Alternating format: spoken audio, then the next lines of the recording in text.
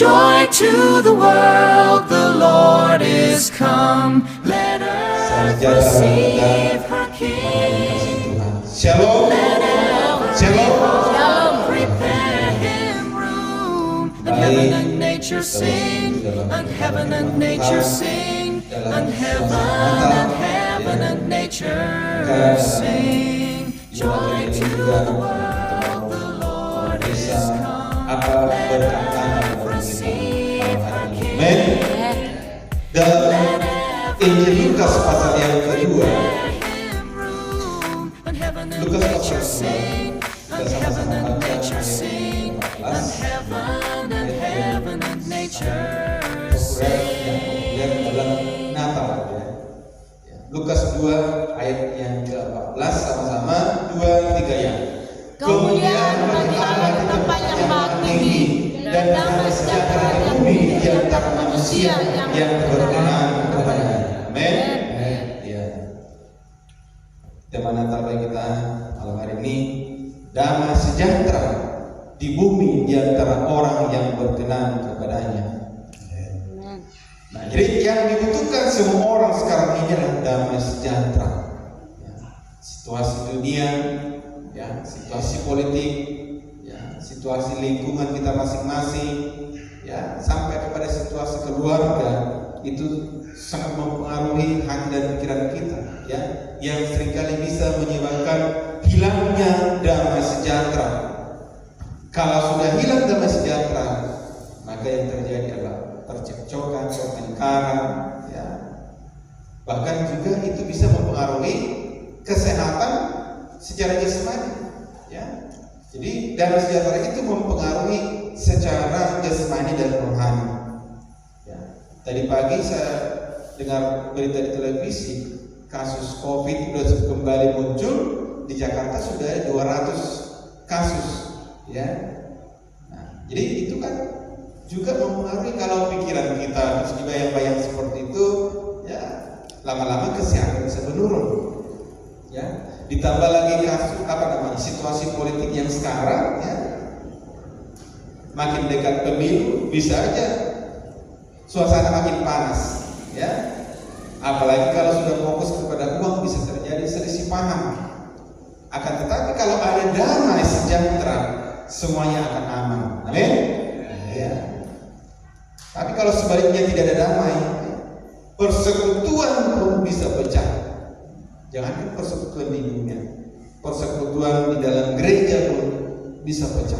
Organisasi gereja pun bisa pecah. Ya. Ada banyak sekarang organisasi yang muncul lagi, muncul akibat dari perpecahan, bukan karena perkembangan, bukan, ya. Tapi karena ada ketidakcocokan di dalam organisasi itu bikin gereja baru. Ya, tentunya itu diawali dari hilangnya damai sejahtera di antara sesama pemimpin. Ya, bahkan di dalam keluarga suami istri, ya, yang sudah dipersatukan juga bisa beda arah, ya. Kalau sekarang bisa beda pilihan. Sudah suami istri, ya kan? Sudah dipersatukan Allah, tapi soal pilihan nanti bisa beda kalau tidak ada damai sejahtera, ya kan? Harusnya kan harus ada roh maita, Oma. Amin. Iya. Jadi mendengar situasi yang perang juga, kita tahu perang yang terjadi sekarang ini, ya, yaitu bisa juga menghilangkan damai sejahtera kalau kita tidak bisa bersikap bijaksana. Kalau kita mendengar dari media sosial, ya kan, itu biasanya kan memojokkan pihak-pihak tertentu, ya. Dan orang kadang hanya menerima berita dari satu sisi. Nah, jadi itu bisa memicu hilangnya damai sejahtera, ya. Nah, makanya saya katakan tadi, yang kita butuhkan sekarang ini adalah damai sejahtera. Dan di momen Natal atau kelahiran Yesus, ya, tadi sudah kita baca, kelahiran Yesus itu membawa damai sejahtera. Amin. Ya, kemuliaan bagi Allah di tempat yang maha tinggi dan damai sejahtera di bumi di antara yang diterima oleh gembala di padang itu. Nah, tapi kalau kita tidak berusaha mendapatkan ini pada waktu yang tepat, bisa berubah. Kedatangan Yesus bukan membawa damai lagi, ya. Maka di momen Natal ini yang kita harus berebut kesempatan mengundang Yesus lahir dalam hidup kita. Kalau sekarang, kalau Injil Yohanes menceritakan kelahiran Yesus, kan Yesus sebagai firman, ya. Kalau Matius menceritakan kelahiran Yesus sebagai raja, ya. Yang Markus Yesus sebagai hamba, Lukas Lukas sebagai hamba, ya. Atau itulah yang pokoknya 4 versi dari Injil itu beda-beda, ya kan? Ada menceritakan Yesus sebagai anak manusia, ada menceritakan Yesus sebagai hamba, ya, ada sebagai raja. Yohanes sendiri menceritakan Yesus sebagai firman Allah. Maka kita harus merebut firman Allah karena itulah damai sejahtera kita. Amin. Kebenaran itulah damai sejahtera. Yohanes pasal bukan Yohanes, Yesaya 17. Di mana ada kebenaran, di situ akan tumbuh damai sejahtera. Muncul sendiri seperti benih muncul. Kalau ada kebenaran itu firman Allah. Ya, tapi kemarin saya katakan, kalau kita terlambat, ya, tidak mendapatkan damai sejahtera itu atau tidak mengundang Yesus, ya, maka kedatangan Yesus bisa berubah. Kalau di sini dikatakan membawa damai, nanti dari Lukas pasal 12 coba kita lihat. Lukas pasal 12 ayat 51 mulai, ya, kesempatan itu bisa hilang, ya, ayat 51. Kamu menyangka bahwa aku datang untuk membawa damai di atas bumi? Bukan, kataku kepadamu, bukan damai, melainkan pertengkaran. Iya. Kedatangan Yesus di sini bukan lagi membawa damai. Tadi di pasal 2 Yesus datang lahir membawa damai. Tapi bagi orang-orang yang tidak menghargai kelahiran Yesus, yang tidak menyambut kelahiran Yesus, maka ini yang terjadi. Kedatangan Yesus bukan membawa damai, malah mendatangkan pertentangan. Injil Matius katakan musuh orang adalah seisi rumahnya. Ya. Nah, kita lanjut ayat 52. Karena mulai dari sekarang akan ada pertentangan antara 5 orang di dalam satu rumah, 3 melawan 2 dan 2 melawan 3. Terus mereka akan ada pertentangan antara laki-laki dan anak laki-laki melawan ayahnya, ibu melawan anaknya perempuan, dan anak perempuan melawan ibunya, ibu mertua melawan menantunya perempuan, dan menantu perempuan melawan ibu mertuanya. Iya. Nah, ini yang dikatakan Injil Matius itu, musuh orang adalah seisi rumahnya. Ayah melawan anaknya laki-laki, anak laki-laki melawan ayahnya. Di rumah siapa sering terjadi ini? Ada? Berarti damai sejahtera hilang. Ibu melawan anaknya perempuan. Ada di Sungai Daun. Dan anak perempuan melawan ibunya. Nah, di sana itu. Ibu mertua melawan menantunya perempuan, dan menantu perempuan melawan ibu mertuanya. Kalau di sini karena masih keluarga muda, belum punya menantu, ya. Udah ada yang punya menantu? Hampir-hampir. Ya. Musuh orang adalah seisi rumahnya. Ini yang terjadi ketika kita gagal mendapatkan Natal itu.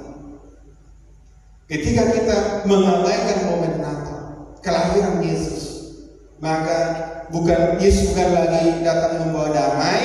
Ayat 51 dengan aku datang membawa pertentangan.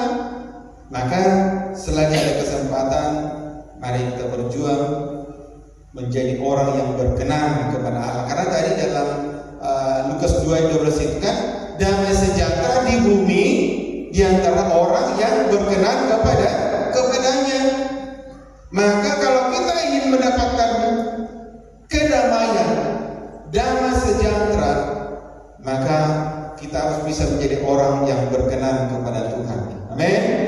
Kita harus bisa bertemu dengan Yesus, ya, harus menerima Yesus lahir dalam hati kita. Ya, kalau kita Matius syaratnya, kalau Yesus ingin lahir di hati kita, berarti kita harus menjadi seperti palungan. Kan Yesus diletakkan di palungan. Ya. Dengan kerendahan hati kita terima Dia. Ya. Nah, kalau kita lihat dalam Natal yang pertama, ya, tidak banyak orang yang bisa ikut merayakan itu. Natal pertama itu, ya, yang beroleh damai sejahtera, yang pertama adalah orang Majus. Ya, orang Majus ini bisa kita gambarkan orang-orang yang rindu menyembah Allah sampai rela bayar harga. Dalam Matius pasal 2 ayat 2 kita lihat, mereka mencari-cari dan mengatakan, di manakah Dia yang baru lahirkan itu? Bagi terakhir kata, kami datang untuk menyembah Dia. Ya, coba sama-sama kita bacakan ayat ini 2-3 ya. Dan bertanya-tanya, di manakah Dia, Raja orang Yahudi yang baru dilahirkan itu? Kami datang, Kami melihat bintangnya di timur, dan kami datang untuk menyembah Dia. Amin. Kami datang untuk menyembah Dia. Ini dari timur. Kamu saya sudah pernah sampaikan tentang ini orang Majus ini.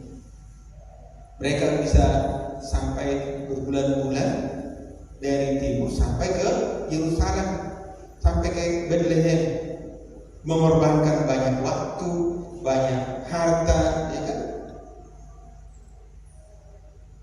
Berhari-hari di jalan itu menghabiskan banyak pengeluaran, ditambah lagi harus menghadapi panas teriknya matahari di siang hari, ya, malam hari yang dingin.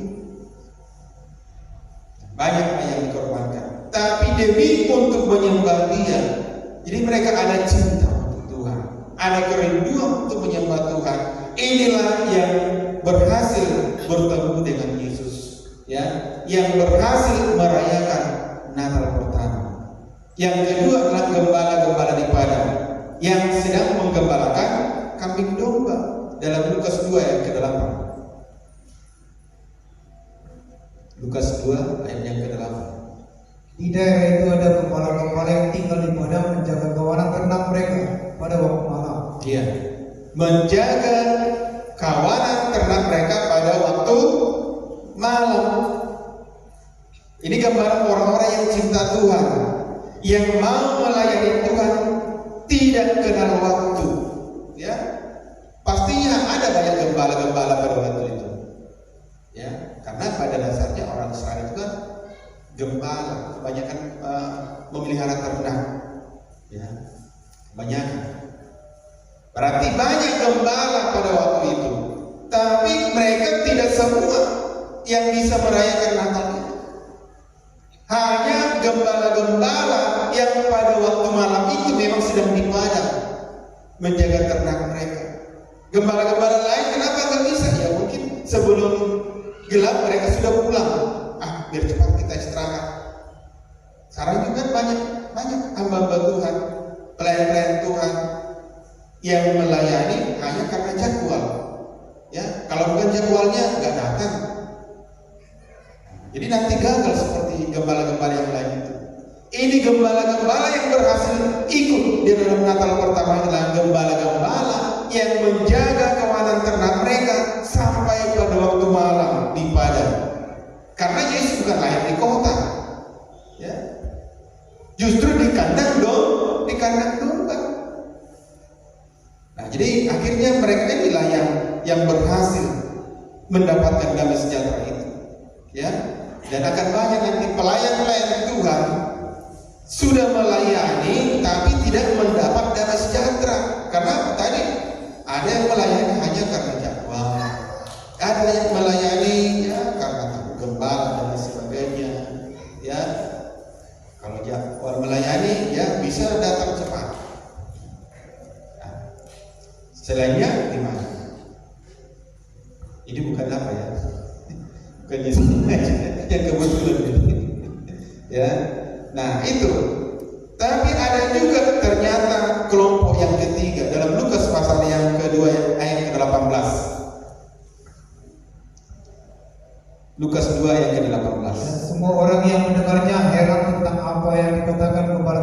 itu kepada mereka. Dan semua orang yang mendengarnya, ya, setelah saya baca ini berarti ternyata ada juga rupanya orang lain selain gembala-gembala itu. Selain orang Majus kan sudah pertama udah pulang mereka. Nah, jadi ketika gembala-gembala itu datang ke tempat Yesus dilahirkan, ternyata ada banyak orang di situ.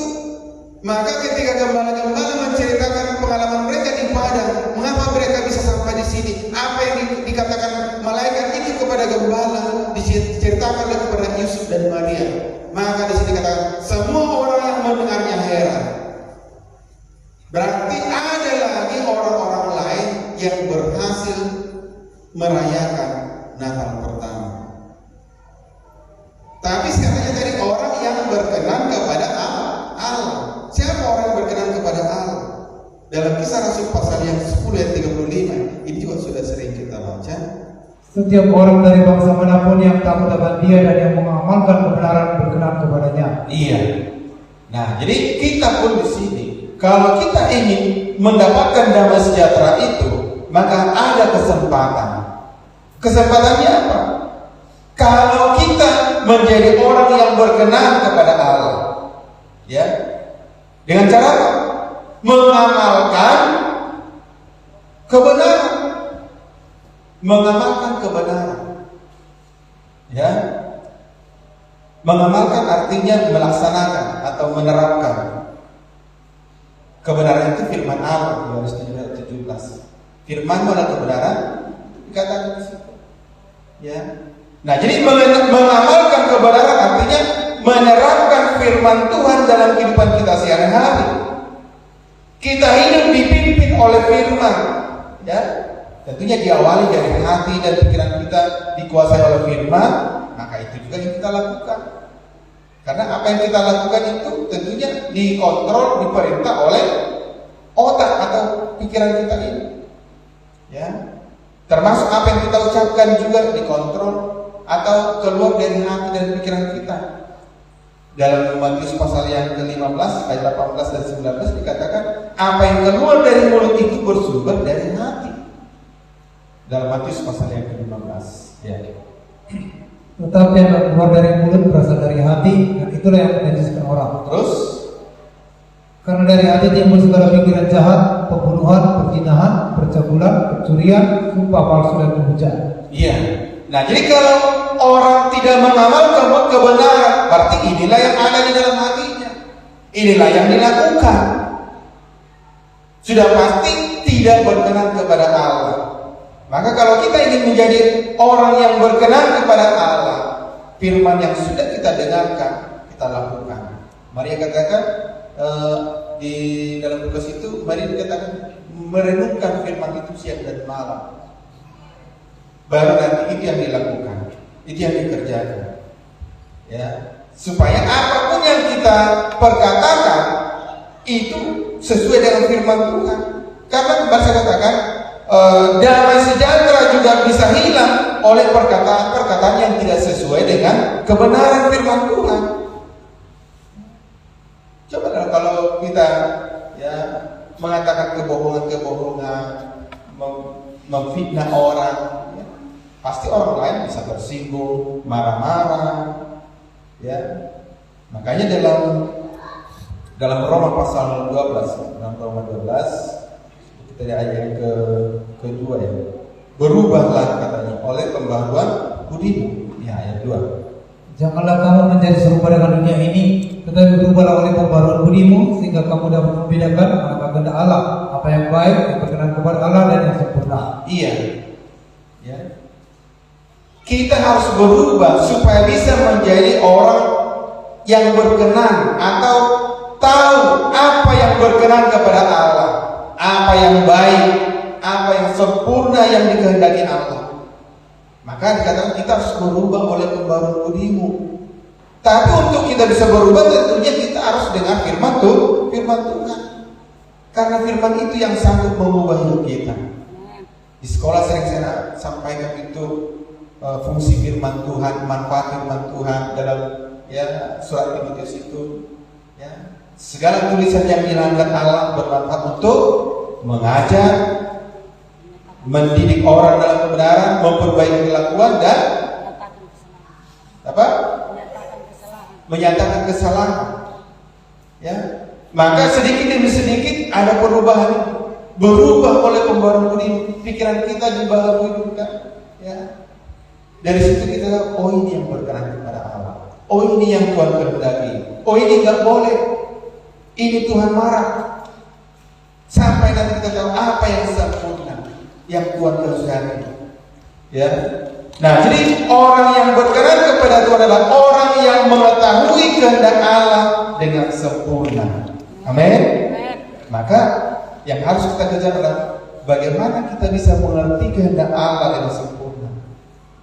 Kalau dalam Kolose pasal 1, ya, di sini dikatakan kita harus saling mendoakan. Kolose 1 ayat 9 dan 10. Sebab itu sejak waktu kami mendengarnya, kami tiada berhenti-henti berdoa untuk kamu. Iya, kami tiada berhenti-henti berdoa untuk kamu. Berarti kita di sini juga diajak untuk saling mendoakan. Amin. Ya. Bisa mendoakan orang lain? Bisa juga. Bisa. Ya. Dalam sakit hati bisa. Tapi biasanya kalau mendoakan orang lain, ya pasti orangnya yang tulus kan ya Tuhan.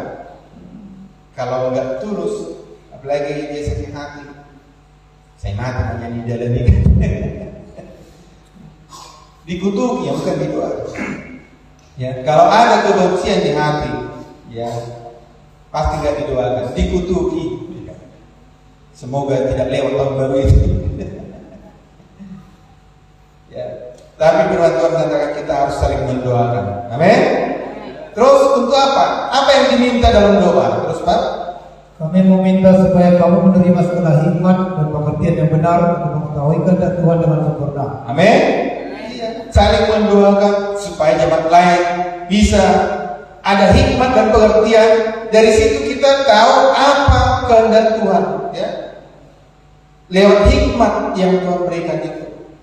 Ya, berarti kita harus saling mendoakan. Ya, kita doakan yang lain supaya Tuhan karuniakan hikmat dan pengertian. Amin. Ya. Wah, ada boy dong. Ya. Ayat yang 10. Sehingga hidupmu layak di hadapannya serta berkenan kepadanya dalam segala hal, dan kamu memberi buah dalam segala pekerjaan yang baik dan bertumbuh dalam pengetahuan yang benar tentang Allah. Iya. Ketika kita sudah memiliki hikmat dan pengertian, ya, sehingga kita bisa mengetahui apa kehendak Allah dan sempurna, baru sini dikatakan sehingga hidupmu layak di hadapannya serta berkenan kepadanya. Kalau sudah berkenan, kembali di dalam Lukas 2:14 tadi, kita akan mendapat damai sejahteranya Tuhan. Amin. Iya. Nah, jadi supaya kita ya menjadi orang yang berkenan, artinya kita melakukan perintah, ya, orang-orang yang melakukan kehendak Tuhan. Apa kehendak Tuhan? Dalam surat Yohanes itu selalu dikatakan hiduplah dalam kasih. Ya.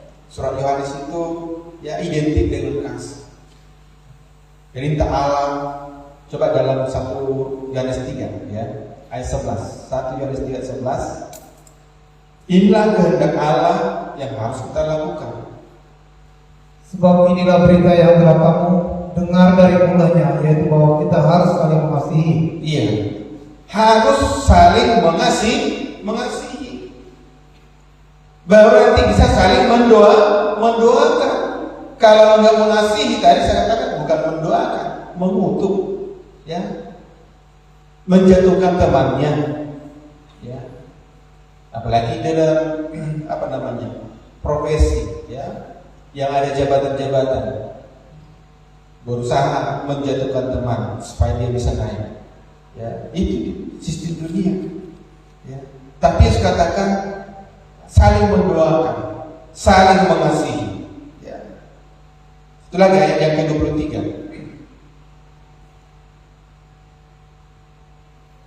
Dan inilah perintah itu, supaya kita percaya akan nama Yesus Kristus anaknya, dan supaya kita saling mengasihi sesuai dengan perintah yang diberikan Kristus kepada kita. Iya.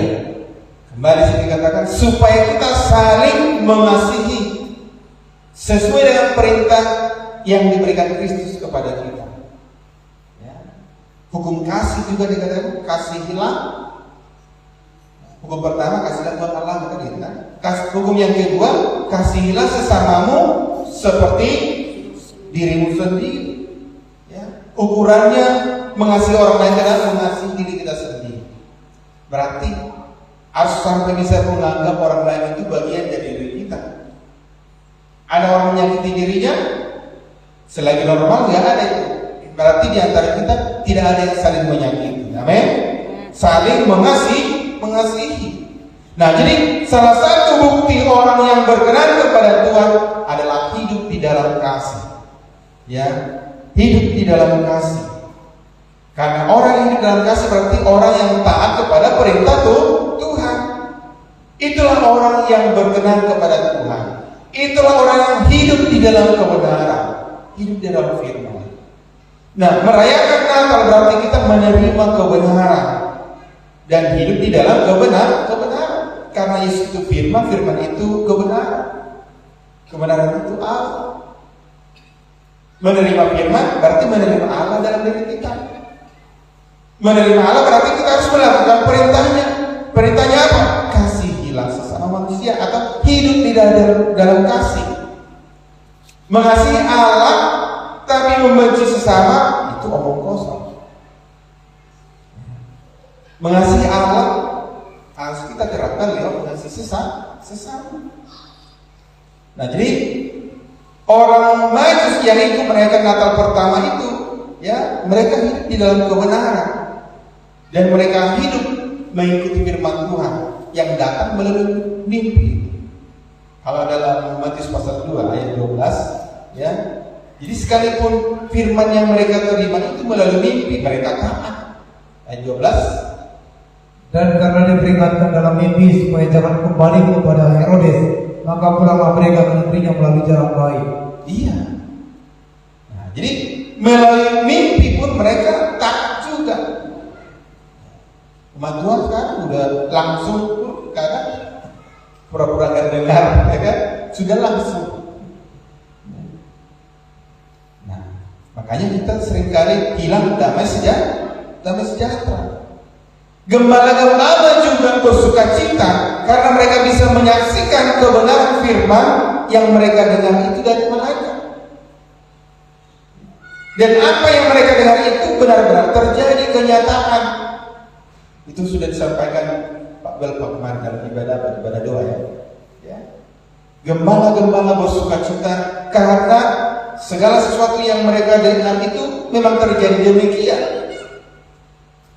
Mereka hidup juga di dalam firman dalam Lukas 2 yang ke-20.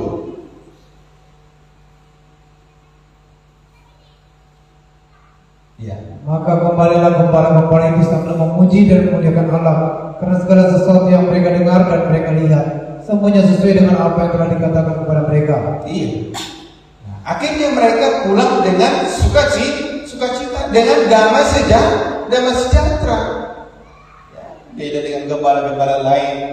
Pada malam itu mungkin lagi ngorok, lagi mimpi, ya, gak ada sukacita, gak ada damai sejahtera.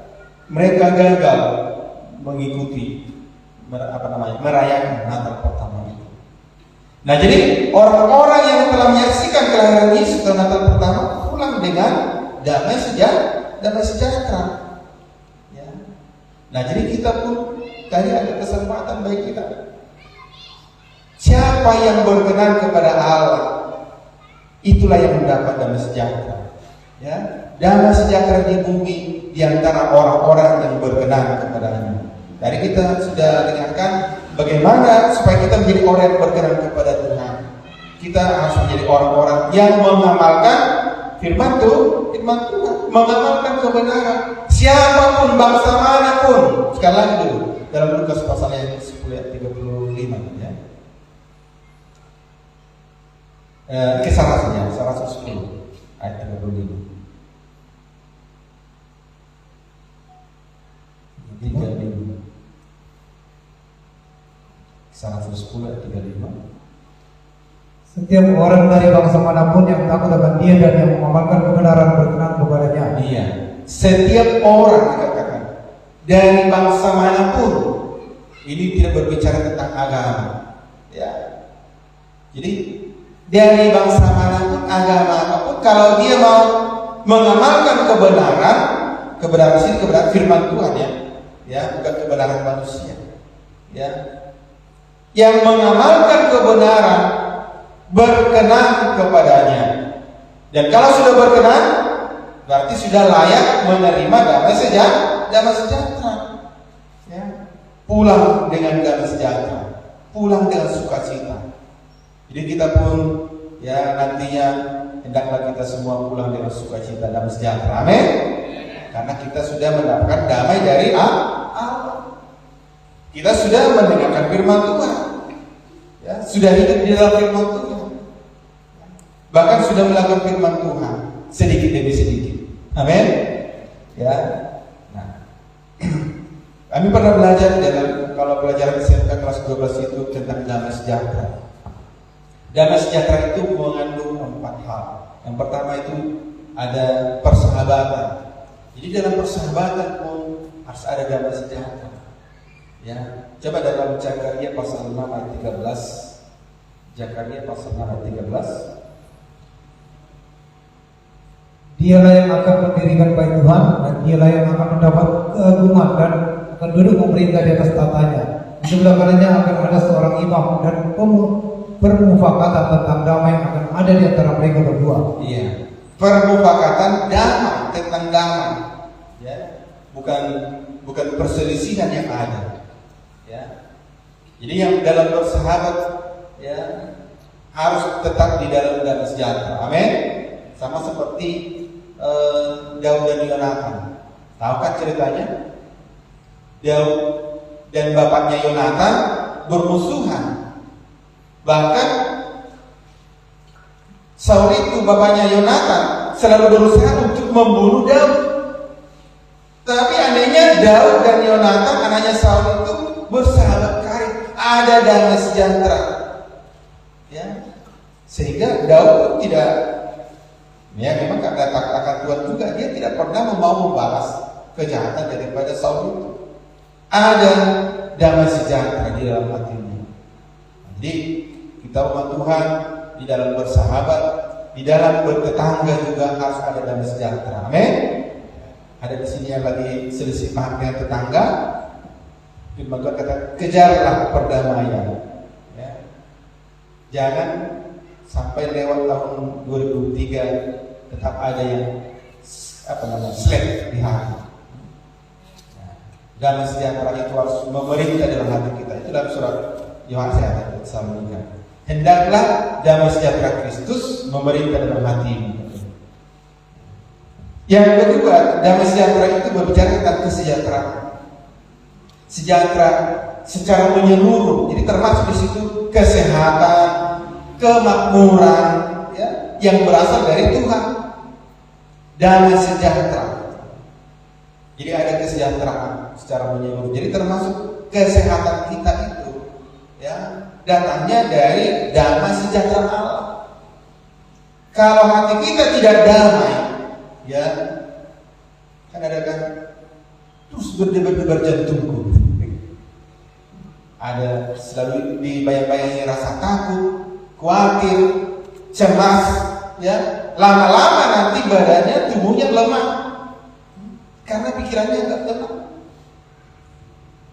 Dan penyakit makin bertambah, atau kalau sudah ada penyakit makin cepat lagi berkembang ketika pikiran tidak tenang. Kalau kita yang sering-sering berobat ke dokter, kan sering aja banyak istirahat ya, banyak istirahatnya. Tapi kadang-kadang kita badan kita yang istirahat, pikirannya tetap jalan. Bahkan tidur pun nggak bisa. Badannya golek-golek, pikirannya jalan terus, kerja terus. Tidak ada damai sejahtera. Akhirnya badan lemah karena otaknya jalan terus.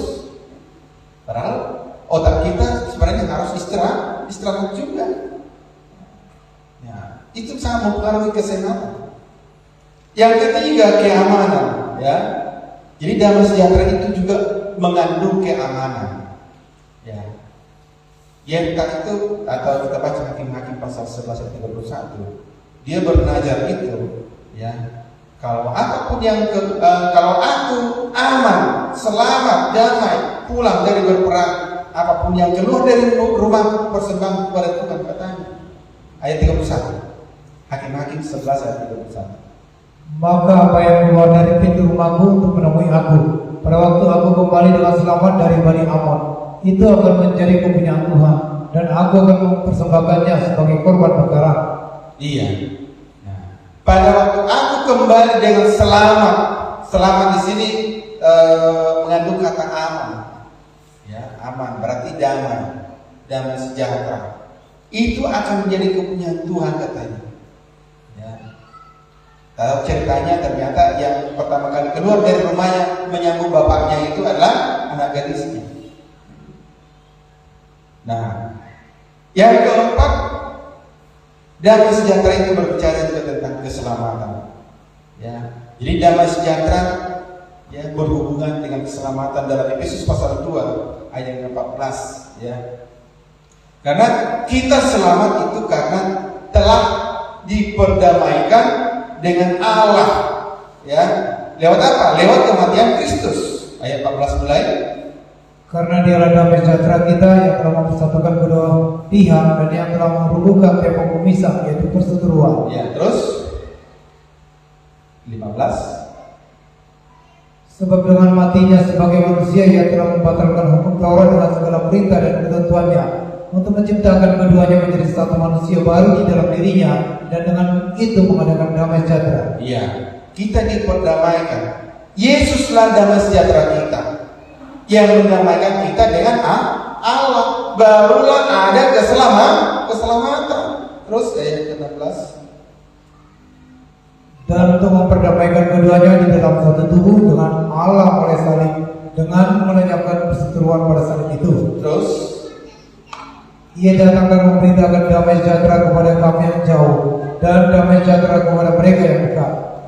18. Karena oleh Dia kita kedua pihak dalam satu roh beroleh jalan masuk kepada Bapa. Artinya selamat. Ya.